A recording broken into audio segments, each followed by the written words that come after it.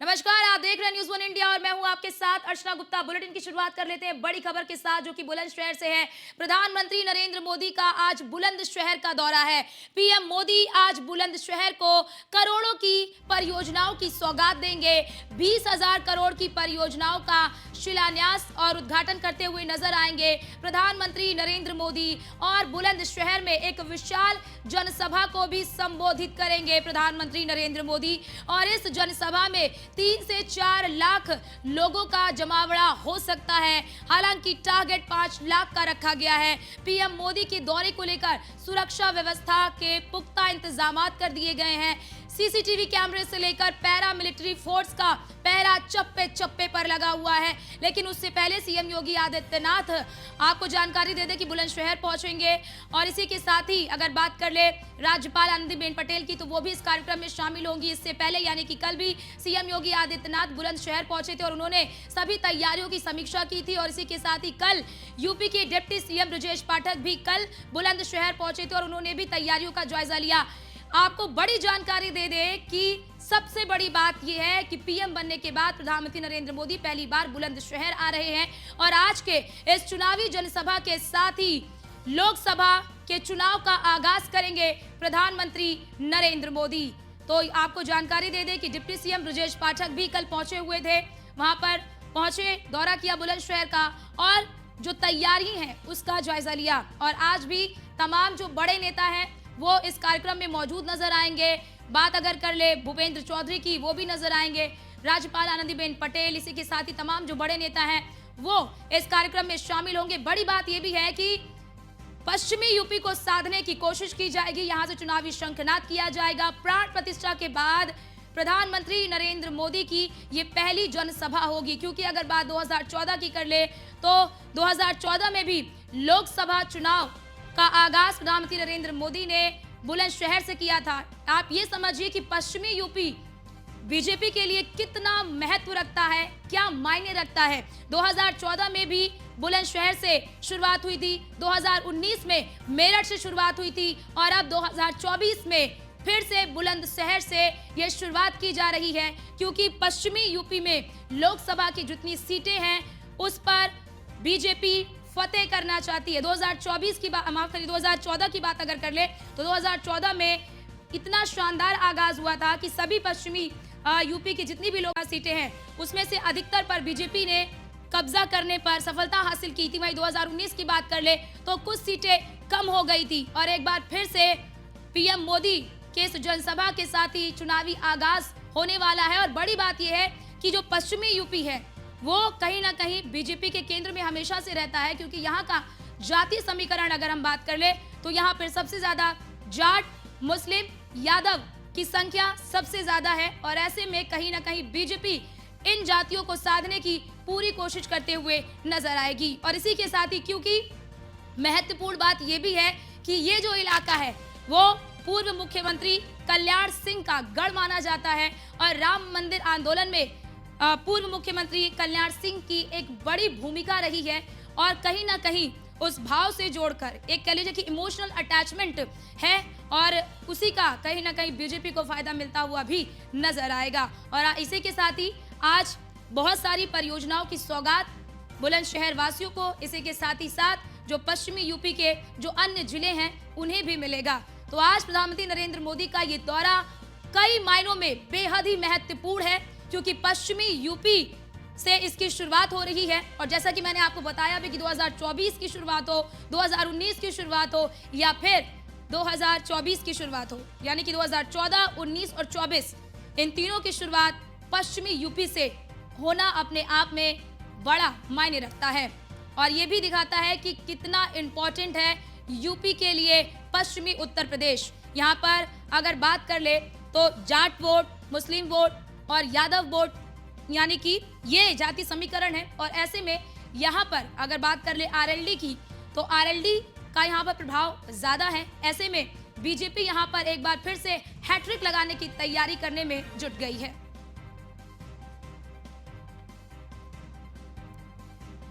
तो 20,000 करोड़ की परियोजनाओं का शिलान्यास करेंगे पीएम मोदी।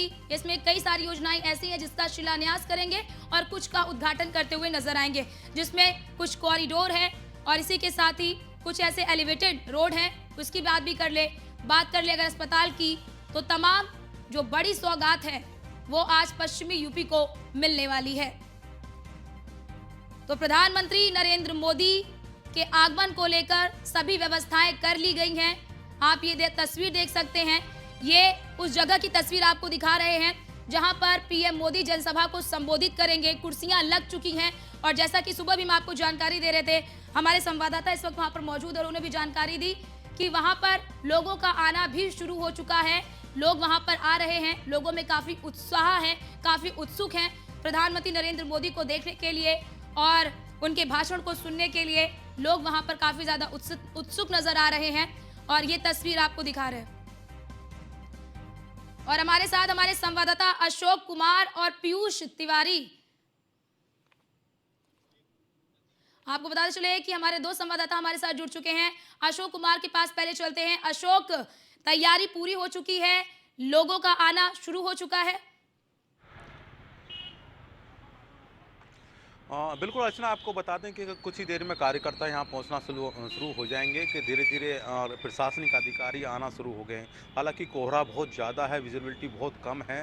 धीरे धीरे जैसे मौसम साफ होगा तो कार्यकर्ता आना शुरू हो जाएंगे। 2 बजे करीब में ये प्रोग्राम रखा गया। 2 बजे के कुछ मिनट पर यहाँ पर पीएम मोदी पहुँचेंगे पश्चिमी उत्तर प्रदेश के जनपद बुलंदशहर में। पीछे की तस्वीरों में आप देख सकते हैं कि बहुत विजिबिलिटी कम है और धीरे धीरे कार्यकर्ता पहुँच रहे हैं। भारतीय जो कार्यकर्ता हैं, जो आसपास के क्षेत्र के जो कार्यकर्ता हैं, यहाँ आना शुरू हो गए हैं। हालांकि पुलिस के अधिकारी, प्रशासनिक अधिकारी, पूरी तरीके से जो पुलिस अधिकारी है यहाँ पर पहुँचना शुरू हो गए हैं। यहाँ पूरी सुरक्षा का उन्होंने चारों तरफ से सुरक्षा के जो तैनात पुलिसकर्मी है अपनी ड्यूटी पर तैनात कर दिए हैं। अब देखना होगा जिस तरीके के पीएम मोदी यहाँ पर पहुंचेंगे और एक बड़ी सौगात पश्चिमी उत्तर प्रदेश को आज मिलने वाली है। करीबन 20,000 करोड़ की सौगात होगी। जैसे बुलंदशहर, गौतम बुद्ध नगर, हापुड़, बुलंदशहर, बागपत, गौतम बुद्ध नगर, मेरठ की ये तमाम जो में जो परियोजना चल रही थी, काफ़ी निर्माणाधीन थे, उनको आज शिलान्यास और उद्घाटन करेंगे।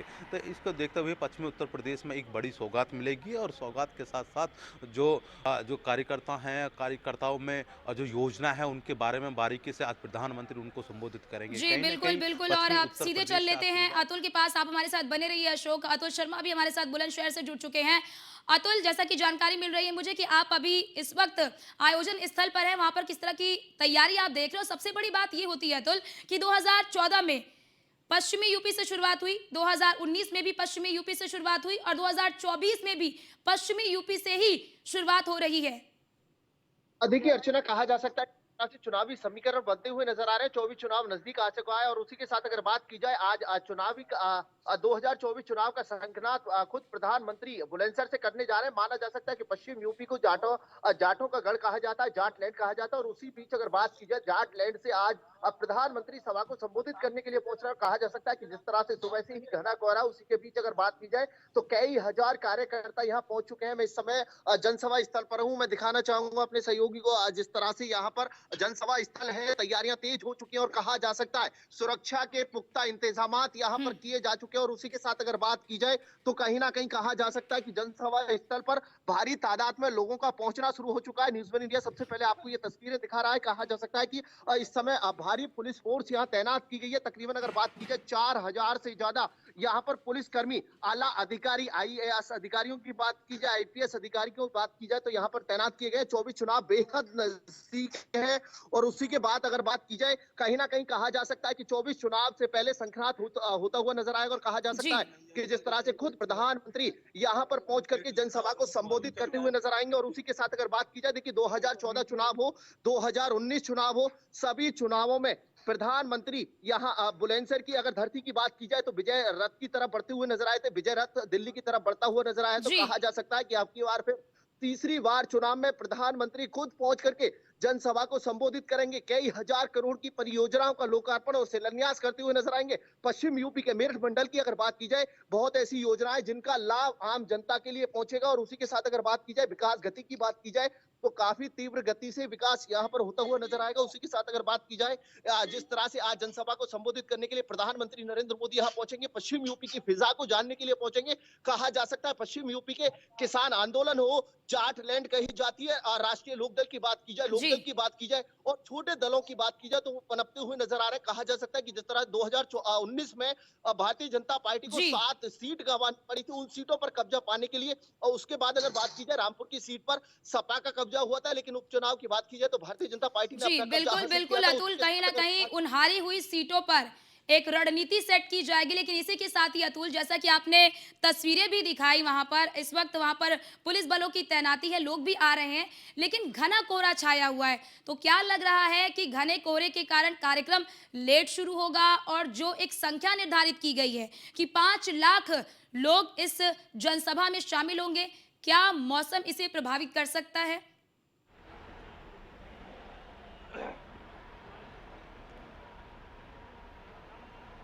की बात की जाए तो सुबह से ही उत्साहित होकर के जनसभा स्थल पर पहुंचना शुरू हो चुके हैं और कहा जा सकता है कि कई हजार लोग यहां पर पहुंच चुके हैं। माना जा सकता है कि 1 लाख की यहां पर व्यवस्था की गई है प्रशासन की तरफ से। अगर बात की जाए एडीजी मेरठ जोन की बात की जाए, उन्होंने बताया था 1 लाख लोगों के बैठने की व्यवस्था की गई है। लेकिन 2014 चुनाव हो, 2019 चुनाव हो, दोनों की अगर विशाल जनसभा की बात की जाए तो जी। बुलंदशहर के अंदर दोनों जनसभाओं का असर देखने को मिला था और जहां तक नजर जा रही थी, खुद प्रधानमंत्री ने इस बात की सराहना की थी कि जहां तक नजर पहुंच रही है वहां तक भीड़ नजर आ रही थी। उसी को लेकर के आज पश्चिम उत्तर प्रदेश का नोएडा हो, गाजियाबाद हो, जी। हापुड़ हो, अलीगढ़ हो या फिर मथुरा हो, बिजनौर हो, अमरोहा हो, इन सभी जिलों के देहात क्षेत्र से भारी भीड़ इकट्ठा करने में संगठन और भाजपा जुटी है। और उसी के साथ देखिए 19 की बात की जाए, 19 में पश्चिम उत्तर प्रदेश के मेरठ के दौराला में चुनावी रैली हुई थी, जिसमें खासकर अगर बात की जाए तो भीड़ देखने को नहीं मिली थी, उसका संदेश गलत गया था और उसी के साथ जी। पश्चिम यूपी के फिजा में काफी बदलाव देखने को मिला था। उसी के साथ अगर बात की जाए अब की बार खुद